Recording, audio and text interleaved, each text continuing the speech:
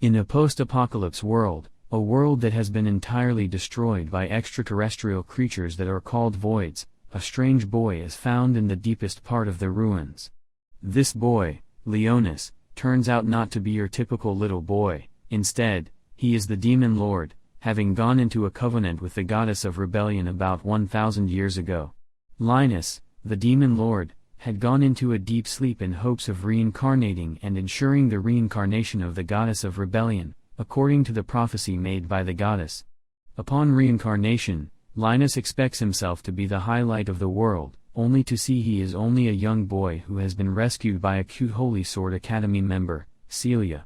In hopes of using Celia's link to that world and finding out what has caused the pandemic in the present world, Linus, accompanied by his maid Shirley and his friend Prince Blackies, follows Celia to the Holy Sword Academy.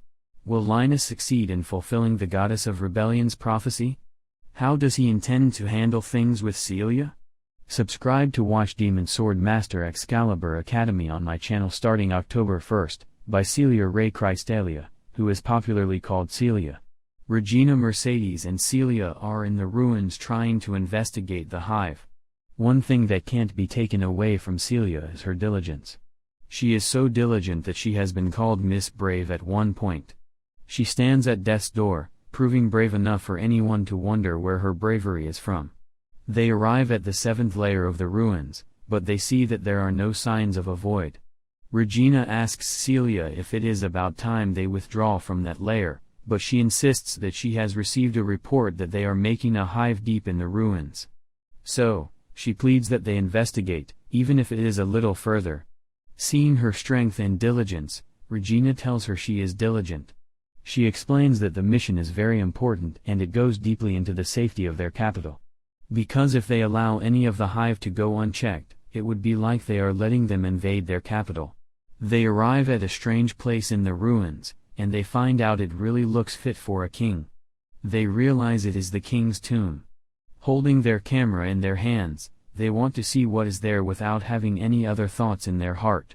They contemplate if they should destroy the gate to the tomb so they can see what is there. Upon getting nearer to it, they see an inscription on the tomb. They don't even understand the language, and they are left to wonder if it is an ancient language. They notice something, and it is really weird. It seems to them as if the gate is still breathing, like the system is still running, and it is looking like an ancient ruin.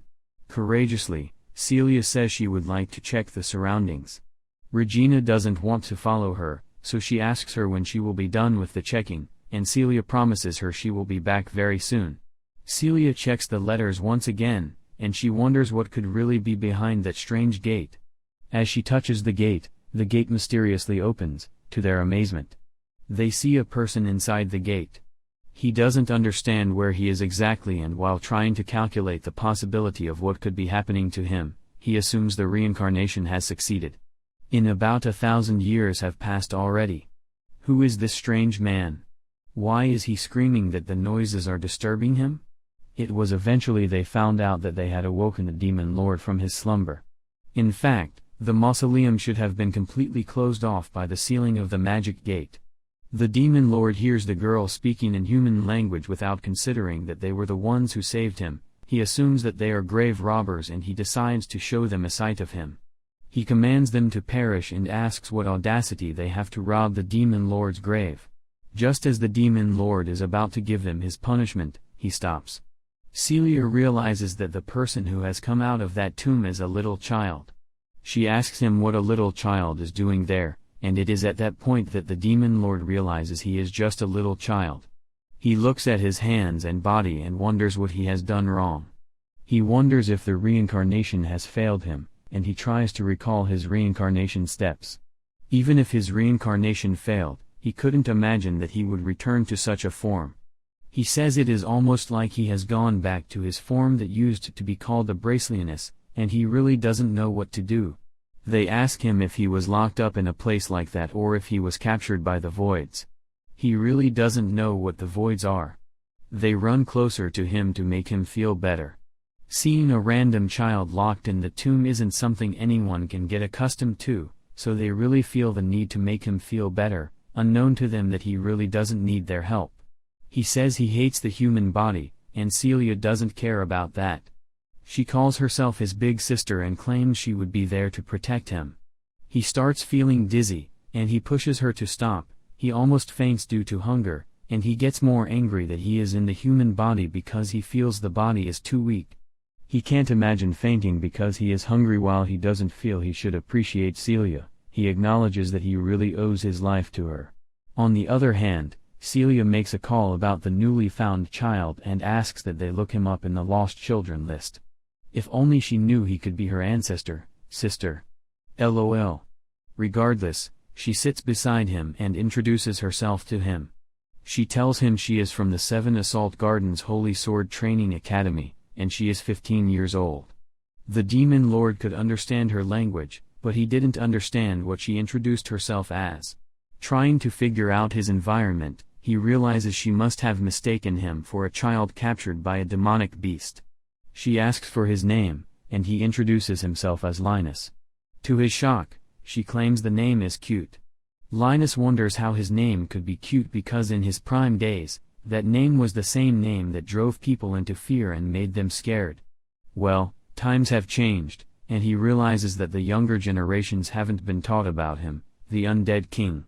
Well, maybe he should blame their history teachers. She decides to call him Leo because it is a shorter version of his name, and she asks him how old he is. He lies to her that he is 10 years old, and his main intention is to pretend to be whatever she wants him to be so he can get a grasp of his new environment and learn everything he needs to learn about his new environment. On the other hand, Celia's intention is to question him about how he found himself at that place. So she assumes he is an abandoned child and she asks him if he remembers how the voids looked when he was first captured. Again, he doesn't know what a void is this time around. He shows his ignorance and says he doesn't know what a void looks like. She is left with no other choice but to explain what void means to him. She tells him that the Holy Sword Knights are known to fight against voids, and voids are the enemies of humanity that came from another world. Leo tries to think of who the enemy could be. He wonders if another force has risen in these 1,000 years. He could recall that 1,000 years ago, the enemies of humanity were the Demon Lord army, the demons, and the one who betrayed the gods of light and waged war against the world. He hasn't heard anything about voids in the goddess prophecies before, so he is new to all of this. He knows there is no way he could explain such a situation to Celia, so he keeps shut. She tells him she has come there to scout for the void's location within the ruins. Before they find the gate, he realizes that it isn't like they intended to open him, and it was just by chance. However, another issue is how the gate could open by itself since it is meant to be sealed. He feels the need to know more about them and what time of the year he is in. So he asks her what year of the divine calendar they are in. In his own opinion, they should be in the year 1447 in the divine calendar, but she doesn't know anything about a divine calendar. She tells him they are in the 64th year of the human calendar. While he is still in shock, he hears a loud noise. Regina calls Celia and tells her to be careful. She tells Celia that a huge void is battling. She immediately holds him and asks if he is okay. She explains that it seems a void has appeared and her allies are engaging the void in battle. Leo is angry that the stupid void has appeared in the same mausoleum where he was laid to rest and where his allies are resting. If he allows the place to get destroyed by the void, it would be against his pride, so he won't let that happen. He jumps to fight, only to find out he is lazy and hopeless. He falls down immediately, and Celia goes to confirm if he is okay. She tells him that she will protect him and that he doesn't have any reason to worry. She lifts the restriction on her artificial relic called Ray Hawk, and she goes to join her people in fighting the void. She realizes it is an overclass void as several ogres appear. According to Leo, an ogre is a general term for man-eating beasts that were under the command of the Demon Lord Army's Kitchen King Desolf. Celia tells Leo to get down as the huge monsters appear to fight them. Looking at the monsters, Leo figures they are enemies of humanity who imitate the appearance of old gods. He sees that the ogre she called isn't an ogre but more like an artificial being. Celia finds it difficult to attack them with the weapon in her hand, but Leo saves her by calling a chant and destroying them immediately. Celia eventually finds Regina in the commotion. Regina jumps toward her to ask her if she is okay. She explains that according to what she is seeing, it seems the ruins are really spawning grounds for the voids, just as Celia had suggested when they were about to enter the ruins. It is at that point that Regina notices a small child with Celia. She asks Celia who the child is, and Celia tells her that the child is being kept more profoundly in the ruins. They decide to talk about that later and face the monsters in front of them at the moment.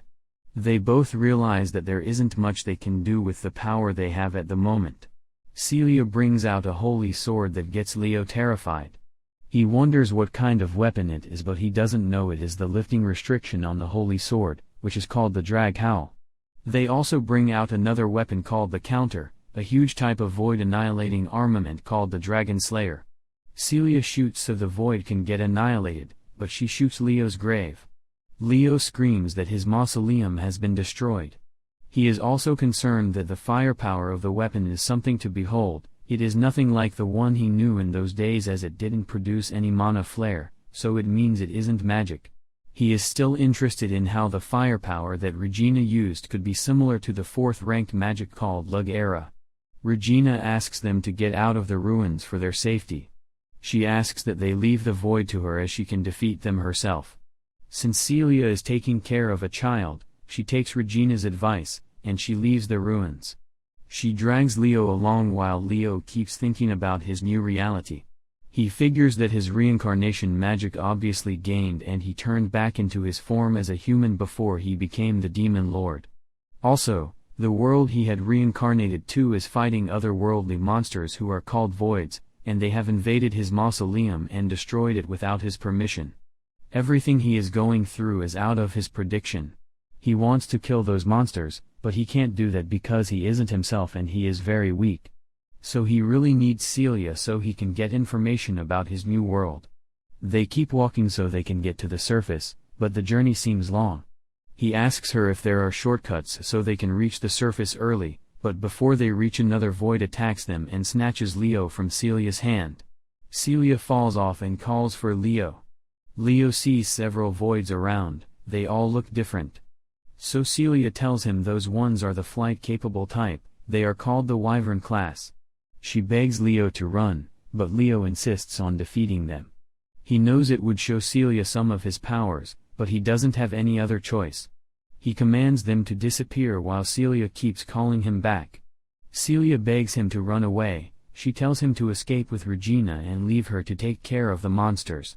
However, Celia still feels he is too weak to do anything and she defends him from dying from the void's attack. She lays on the floor dying while he feels she has made a stupid move. He feels it is a pointless sacrifice because there is no way he wouldn't have survived such an attack, except for the fact that she saved him. That was really all she was worth. She is just a human girl who he had allowed to live so he could get more information about that world. He recalls that there was a girl like Celia in his days, and watching Celia stand up for him is the same way the girl had stood in front of him after he had been betrayed and lost everything to the people he had saved. She stood in front of him and told him that being a hero is boring, so instead of being a hero, he should become hers. That lady is the same one who revolted against the world and she was hated by the entire world. It is no one else than the goddess of betrayal. Thinking about her made him emotional, which makes him more unhappy about being human. He wonders how he had gotten back the emotions he had as a human. He thinks of how everything hasn't been going his way. He reincarnated as a human, his abode is being destroyed, he can't fight his enemy, and his savior who had saved him is about to die. He looks at Celia and he admits that she is brave. He admits that she has really piqued his interest a little. His robes are also too big for him to move in, and his feet hurt too. Irrespective of that, he isn't ready to allow the monsters who had offended him this much to go free. In the end, he decides to sentence them to death. He brings out his sealed sin magic staff. It has been about 1,000 years since he had used the weapon last. The weapon was his partner and the symbol of the death of the Demon Lord army. He starts fighting with